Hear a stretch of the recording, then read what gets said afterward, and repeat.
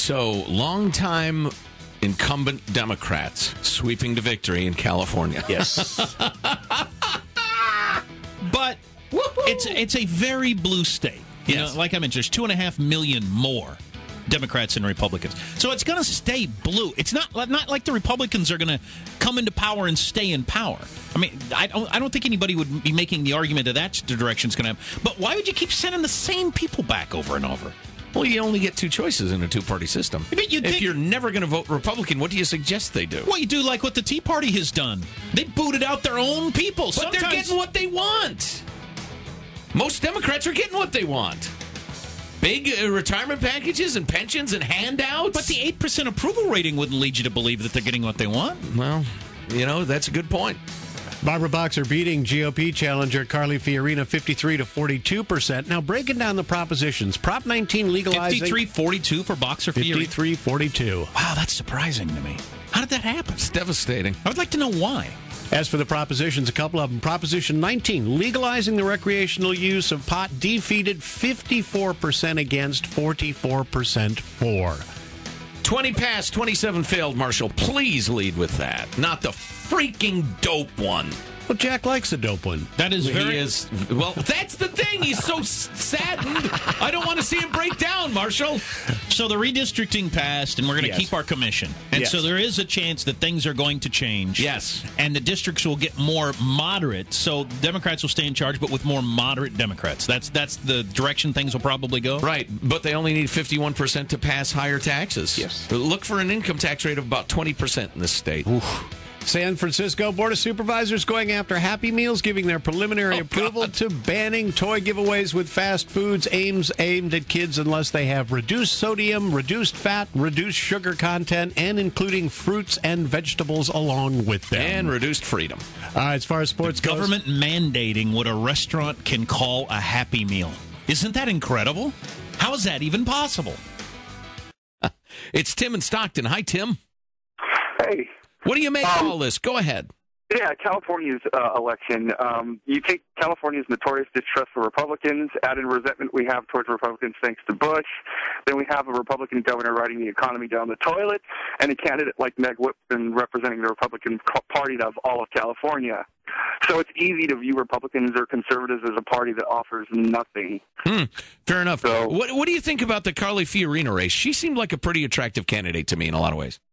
Yeah, with a name like, what was the quote they were giving her, the evil goat lady or something like that from her ad.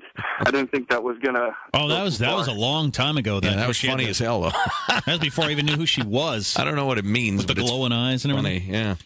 But so is California not capable of doing what the rest of the country did then, where people got so unhappy that people that tend to vote Republican booted out their beloved Republican to put somebody different in there who was closer to their own beliefs. Right. Even if they were going to lose, they did that. I think California is much more ideology over fact than anywhere else in the country. Just write it into the ground. Right. Yeah, sure. Wow. It's Kyle in San Jose. Hi, Kyle. Hey, I think there's a couple of different things. One of them, from what I've seen, is that there was just a gross dislike for Fiorina from a lot of people just because of her term at HP. Right.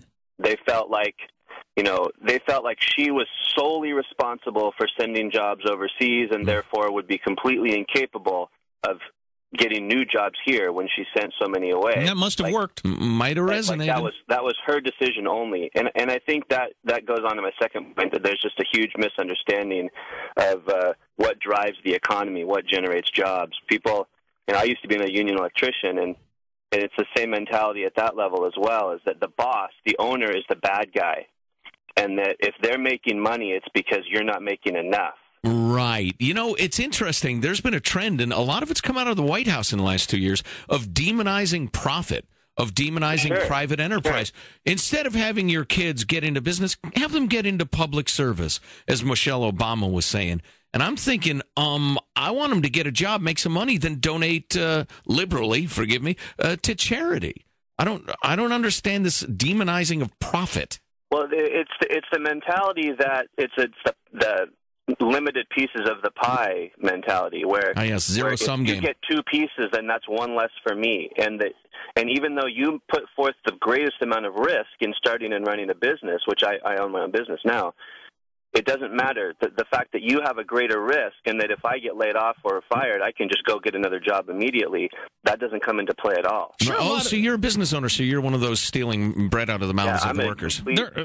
There are a lot of families that have dedicated their lives to public service. I'm using my finger quotes. Yes. Who are gazillionaires. Yeah. Somehow they manage to become gazillionaires while dedicating their lives to public service. I guess God has just blessed them, Jack, for their service. Oh. Okay, we promised a lot of phone calls. Let's keep it going. Henny in Roseville. Hi, Henny. Hey, guys. My theory is, especially as it relates to the California legislature, that, they have 8% approval ratings, and they say, oh, the legislature is terrible, terrible, terrible, except for my guy. Right. My guy's a really good guy, but the rest of them, they're all bums. Yeah, which has been the case with elections for, decades. But the rest of the country is woken up and realizing, nope, my guy's probably part of the problem. Usually California's ahead of the curve on stuff, but we're behind the curve on this one. Yeah. Which is unbelievable. Yeah. All right, thank you. Let's see. Here's Blake in Rancho Murrieta. Hi, Blake. Hey, guys. Thanks for taking the call first. Hey, I think a lot of this has to do with just the complacency, and then people out here just can't deal with complexity. People want a quick fix, just, it sounds good, I'm going to go with it, and that's kind of like the immediacy here. And what struck me last night, or actually this morning when I was reading the reports about Governor Brown, or soon-to-be Governor Brown, all the 67% recorded at the precincts and stuff, and he said, hell, that's good enough for government work. And I was like, holy smokes. We're talking about people that really need to get industrious, get to work, do things. And he's already getting complacent or making a snarky comment about people being complacent.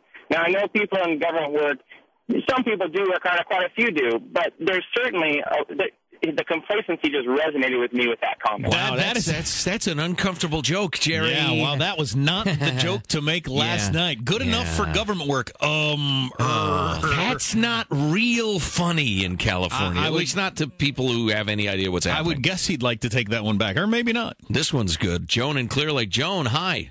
Hi. What's up? Well, I'm on the board of my local union. Okay. And I told my board that I wanted Meg Whitman because I thought she would bring jobs to California. I was asked to resign from the union, from the board, that if I did not think like they did, that I should resign. So I believe that's what's wrong with California. So what did we are controlled by unions. What'd you do? What'd you say? I said I won't resign.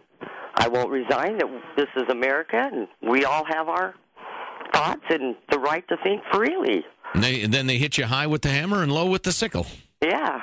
All right, Joan, that's wild. I guess I don't understand this. So the diehards, union leaders or whatever, are they super cynical? Or are they like, I know this is going to kill the state or whatever. I'm going to get mine and then I'm going to move somewhere else. Is that what they're thinking? Yeah. Or do they think, no, it's about to, this is part of our plan.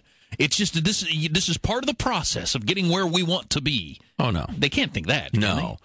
Actually, if I may amend and extend the gentleman from Kansas' remarks, actually from what? South Dakota, really. Really, yes. Originally. What they think is, well, at the point where the budget's broken, we'll raise taxes. And now that all we need is a bare majority, we'll just raise taxes. We'll blame the rich. There's a very small percentage of Californians that pay most of the taxes. We've easily got the vote to soak them more. We'll just raise taxes. Do we have a second or two, Michael? 30 seconds. All right. Hey, Dave, in American Canyon, can you sum it up in 30 seconds? Certainly. The people who pay the taxes vote. The people who don't vote.